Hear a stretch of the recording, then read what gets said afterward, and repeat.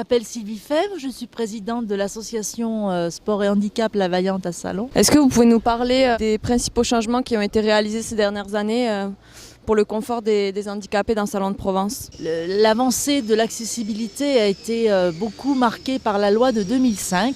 Cette loi, elle prône l'égalité des droits et des chances des personnes handicapées dans la ville pour permettre l'accès à tous, à la culture, aux loisirs et de permettre à la personne handicapée une certaine autonomie dans la ville. Chaque commune est donc censée gouverner cette politique du handicap dans la ville en créant notamment des commissions communales d'accessibilité qui vont, elles, gérer l'accessibilité. Ce qu'on remarque à l'heure actuelle, c'est que la société, elle doit permettre à tous, notamment non seulement les personnes handicapées, mais aussi les personnes comme les personnes âgées, les personnes qui ont une poussette, qui sont aussi considérées comme des personnes à mobilité réduite.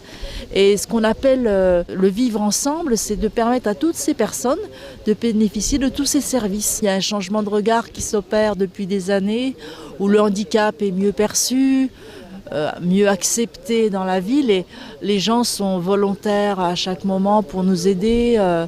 J'ai jamais connu de refus. En principe, les gens sont souvent solidaires et volontaires.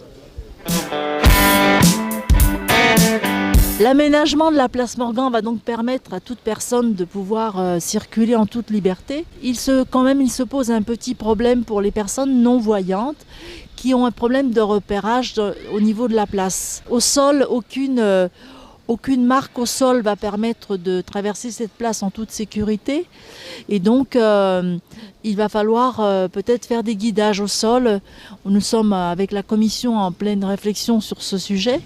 Et on va pouvoir aussi aménager aux quatre coins de la place des bornes tactiles qui sont en commande et qui vont permettre à la personne non-voyante et malvoyante de repérer les points stratégiques de la place et de le guider dans ses différents déplacements.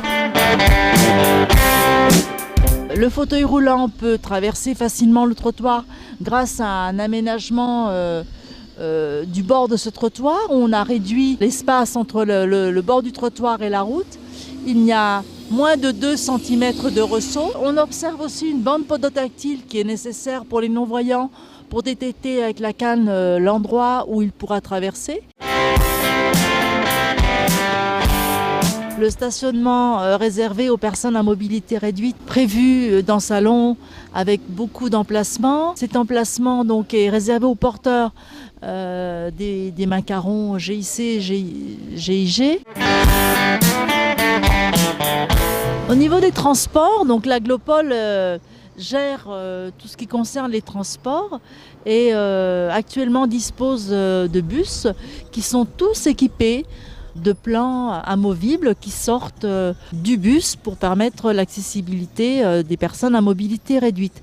Et l'important, c'est que non seulement le bus doit être équipé de ce plan incliné, mais la voirie doit aussi de son côté prévoir des trottoirs qui soient plus hauts que la normale pour que le plan incliné soit au même niveau que le trottoir qui est aménagé pour la montée du bus. On va avoir notamment l'exemple d'un magasin qui permet l'accessibilité de toute personne à mobilité réduite puisque le seuil a été réduit.